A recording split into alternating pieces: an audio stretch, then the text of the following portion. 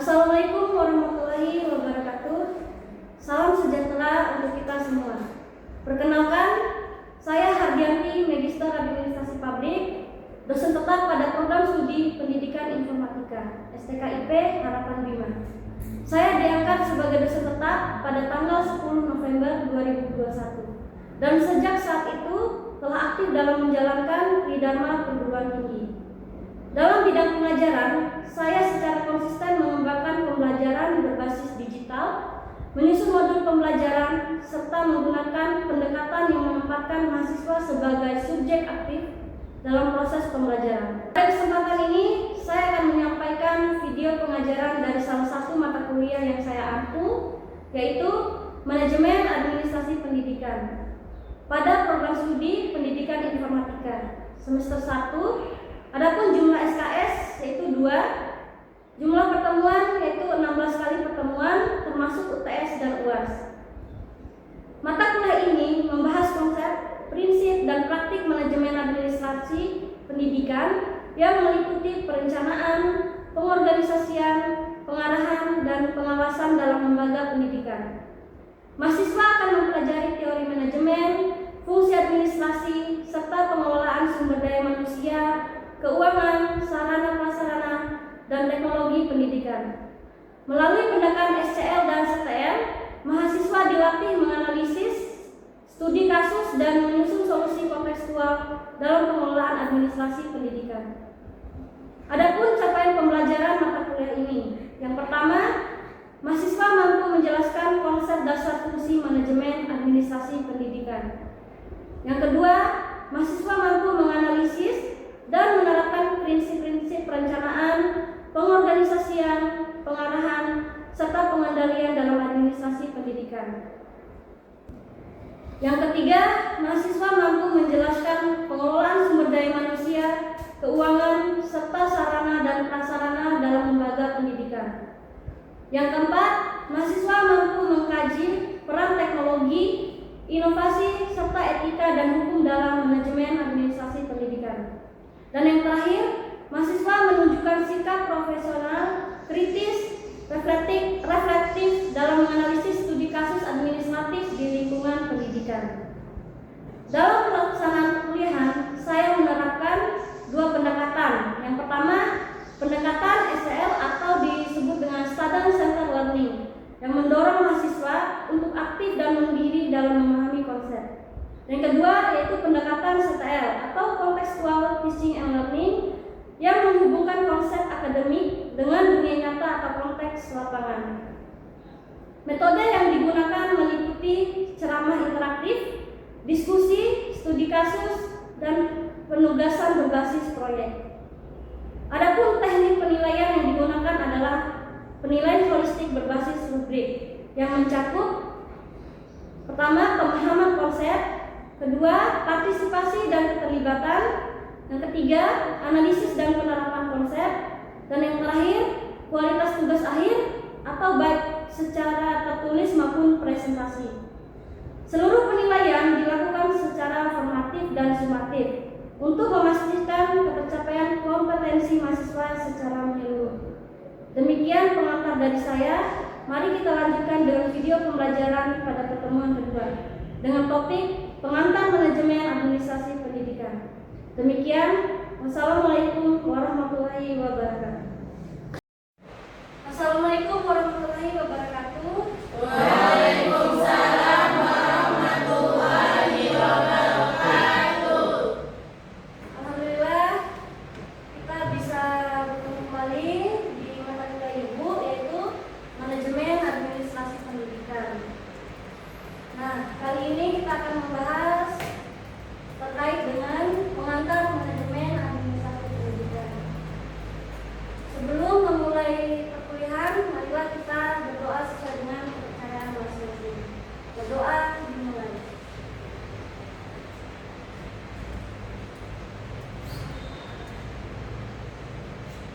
Berdoa selesai.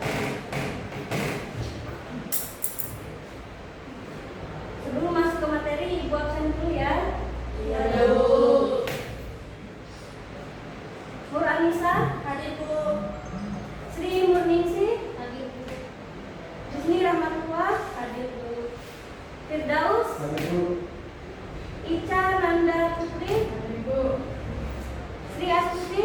Hadir Bu. Nur Akina. Hadir Bu. Hasna. Hadir Bu. Ainun Mardiah. Hadir Bu. Ainun Jaya. Hadir Bu. Nur Aini Rahman. Hadir Bu. Fitriani.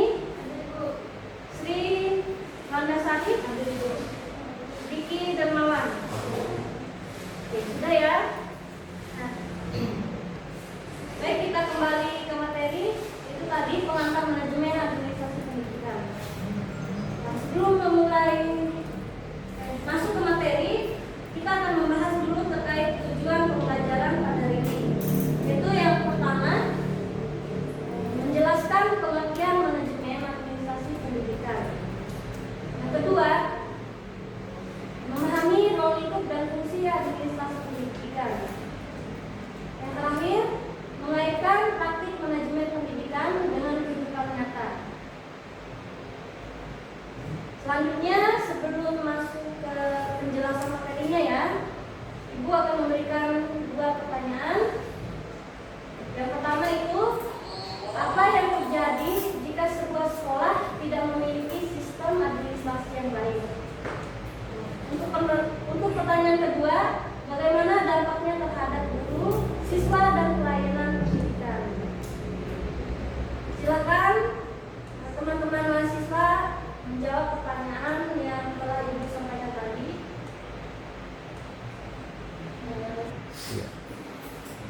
Ada yang bisa memberikan pendapatnya terkait pertanyaan ini? Saya. Ya, ada yang bisa? Jadi jika sebuah sekolah itu tidak memiliki sistem administrasi yang baik, maka kemungkinan sekolah itu akan kehilangan data siswa, guru, dan staf yang tidak terorganisir dengan baik sehingga menyulitkan proses pengambilan keputusan dengan cepat. Baik, bagus sekali ya. Mungkin ada lagi dari adik-adik yang lain? Saya Bu. Ya, silakan. Pertanyaan kedua. Juga ya. Saya menjawab pertanyaan kedua. Ya. Tanpa sistem administrasi yang baik, sekolah akan mengalami ketidakefisienan, ketidakterorganisir, kualitas pendidikan menurun, ketidakpuasan guru dan siswa. Mungkin itu saja Bu. Oke, terima kasih ya. Yang lain mungkin ada lagi? Baik, Baik, silakan. saya akan menjawab pertanyaan nomor 1. Apa yang terjadi jika sebuah sekolah tidak memiliki sistem administrasi yang baik? Adapun dampak negatifnya, di sini ada dampak negatif dan solusinya. Yang pertama, dampak negatif, kehilangan data siswa, guru dan staf mungkin hilang atau tidak terorganisir dengan baik, sehingga menyulitkan proses pengambilan keputusan. Yang kedua, keterlambatan. Proses administrasi yang seperti pendaftaran, penilaian dan pelaporan mungkin terhambat sehingga menyebabkan keterlambatan dalam proses belajar mengajar. Adapun solusinya, solusi yang pertama, mengembangkan sistem administrasi yang terintegrasi dan berbasis teknologi dapat membantu meningkatkan efisiensi dan akurasi dalam pengolahan data dan administrasi. Yang kedua, melatih staf administrasi untuk menggunakan sistem administrasi yang baru dan meningkatkan kemampuan mereka dalam pengolahan data dan administrasi. Itu aja jawabannya. Baik, terima kasih untuk pendapat dari teman-teman mahasiswa sekalian terkait pertanyaan yang Ibu berikan tadi. Selanjutnya kita masuk ke definisi manajemen administrasi pendidikan. Nah, di sini dijelaskan manajemen administrasi pendidikan merupakan proses perencanaan, pengorganisasian, pengarahan, dan pengawasan seluruh kegiatan administratif dalam lembaga pendidikan untuk mencapai tujuan pendidikan secara efektif dan efisien. Selanjutnya, adapun beberapa fungsi administrasi pendidikan. Nah, yang pertama, perencanaan. Perencanaan yaitu penetapan visi, misi, dan tujuan lembaga. Yang kedua, pengorganisasian, menyusun struktur organisasi dan pembagian tugas. Yang ketiga, pengarahan. Memberikan arahan kepada tenaga pendidik dan kependidikan. Dan yang terakhir, pengawasan. Evaluasi terhadap pelaksanaan program dan kegiatan pengawasan.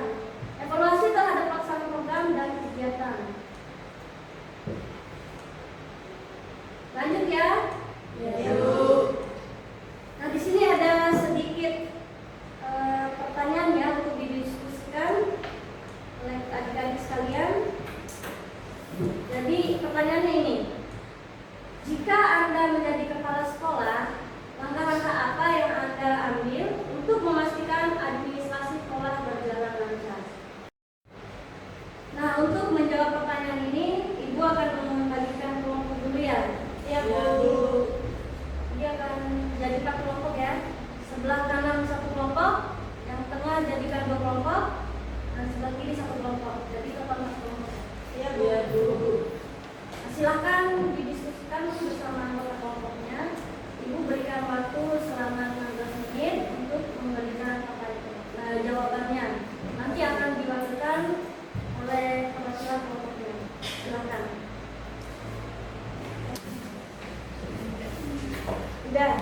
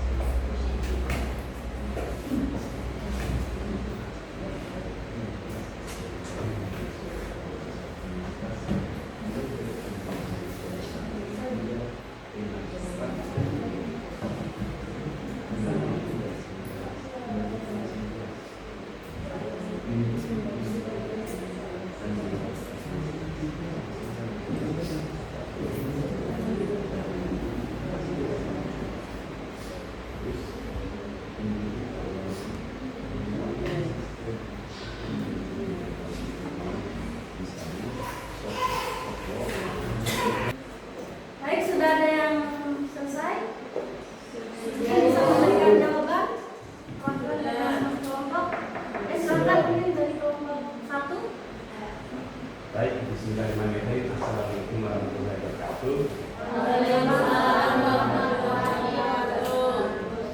Langsung saja ke jawabannya.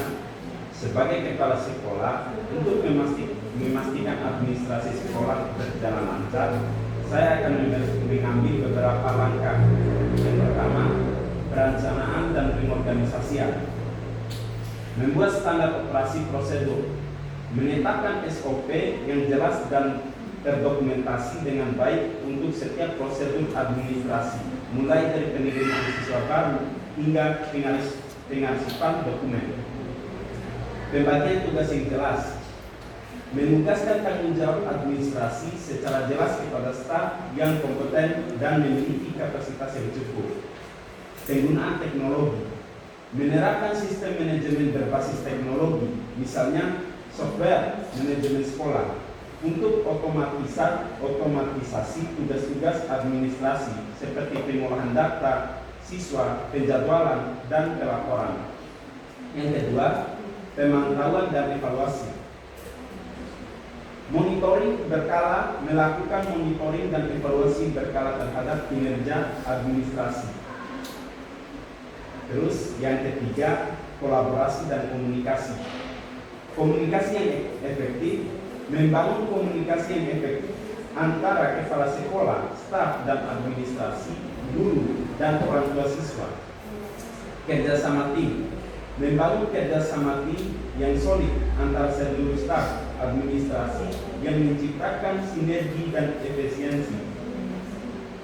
Dengan langkah-langkah ini, diharapkan administrasi sekolah dapat berjalan lancar, efektif, dan efisien, sehingga mendukung tercapainya tujuan pendidikan di sekolah. Mungkin itu saja jawaban dari kelompok kami, Bu. Baik, terima kasih untuk jawabannya. Selanjutnya kelompok 2. Silakan. Assalamualaikum warahmatullahi wabarakatuh. Waalaikumsalam warahmatullahi wabarakatuh. Kami dari kelompok 2 ingin menjawab dari diskusi tersebut. Jika saya menjadi kepala sekolah, langkah utama yang akan saya lakukan adalah yang pertama, menata struktur organisasi sekolah, yaitu menentukan tugas dan wewenang setiap staf administrasi secara jelas. Dan yang kedua, menyusun dan menerapkan SOP administrasi, yaitu membuat standar prosedur tertulis untuk semua kegiatan administrasi. Yang ketiga, digitalisasi administrasi sekolah, yaitu menggunakan aplikasi atau software untuk manajemen data siswa, keuangan, nilai, dan absensi. Dan keempat, melakukan monitoring dan evaluasi rutin, yaitu mengecek kinerja administrasi setiap bulan dan memberikan solusi jika ada hambatan. Dan kelima, meningkatkan kompetensi staf administrasi, yaitu mengadakan pelatihan tentang teknologi, pelayanan publik, dan tata kelola data. Yang keenam, menjalin komunikasi yang efektif, yaitu membangun koordinasi yang baik antara kepala sekolah, guru, dan staf melalui rapat rutin. Yang ketujuh, menjaga transparansi dan akuntabilitas, yaitu menyediakan laporan keuangan dan kegiatan sekolah secara terbuka kepada pihak terkait. Kedelapan, mengembangkan budaya kerja disiplin dan profesional, yaitu menjadi teladan dalam bekerja tepat waktu, rapi, dan bertanggung jawab. Dan yang terakhir, mendorong kolaborasi dengan komite sekolah, yaitu melibatkan komite sekolah dalam pengawasan administrasi agar berjalan sesuai harapan. Baik, terima kasih untuk jawaban dari setiap kelompok. Jawabannya sangat luar biasa ya. Ayo kita lanjut ya. Ya. Nah, kita lanjut nih. Di sini ada studi kasus. Kalian bisa baca ya, di layar. Jadi studi kasusnya di sini, sebuah SMK TI mengalami keluhan dari siswa terkait keterlambatan jadwal praktik, dokumen administrasi ganda, tidak adanya SOP pengajuan izin. Nah, tugas dari kalian identifikasi masalah administratif dan beri usulan solusi berdasarkan fungsi manajemen. Nah, karena ini akan didiskusikan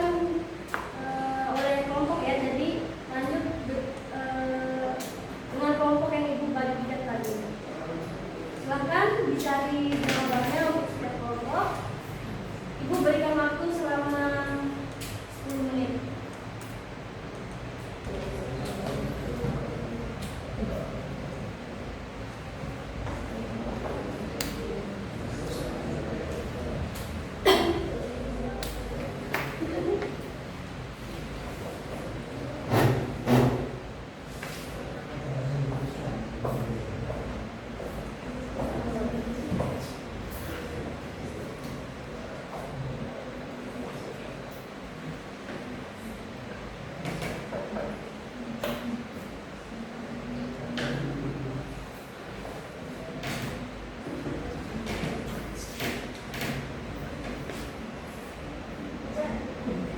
Sudah.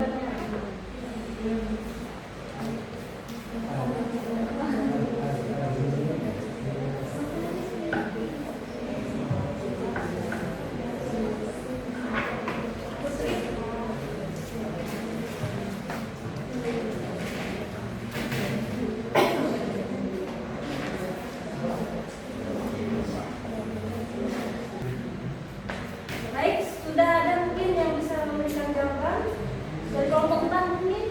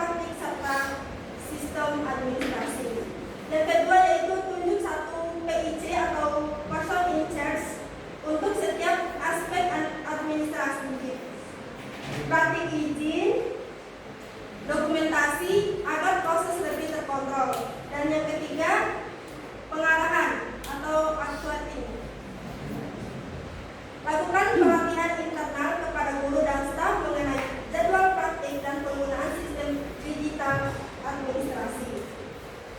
Poin yang keempat yaitu pengendalian.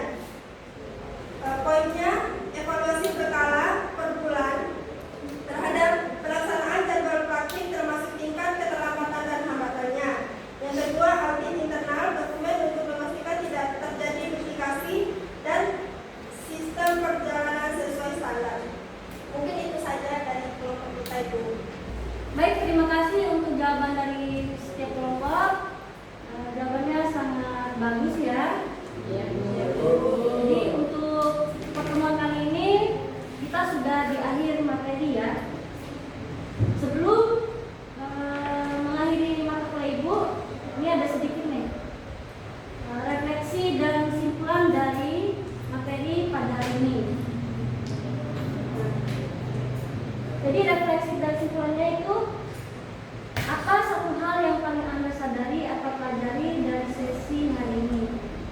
Jadi silakan dijawab di link melalui link Canva whiteboard yang telah dibagikan di WA group ya. Baik, sudah ada beberapa komentar dari teman-teman mahasiswa terkait dengan tadi. Yang pertama ini menurut Alisa ya. Jadi manajemen administrasi sangat penting untuk kelancaran pengelolaan lembaga pendidikan. Nah, selanjutnya menurut Rizmin, pengetahuan tentang manajemen administrasi sangat berguna ketika sudah bekerja. Yang ketiga menurut Diki, sistem informasi yang terintegrasi sangat membantu meningkatkan efisiensi dan akurasi dalam pengelolaan data. Nah, yang terakhir nih komentar dari Hasna. Jadi manajemen administrasi tidak boleh dianggap sepele karena akan berdampak tidak baik bagi lembaga, guru, dan siswa. Nah, itu adalah komentar dari adik-adik mahasiswa ya. Baik, itulah refleksi dan kesimpulan dari mata kuliah hari ini. Karena mata kuliah ini sudah selesai ya. Jadi Ibu akan memberikan tugas lanjutan yang akan kalian kumpulkan untuk minggu depan. Cukup sekian.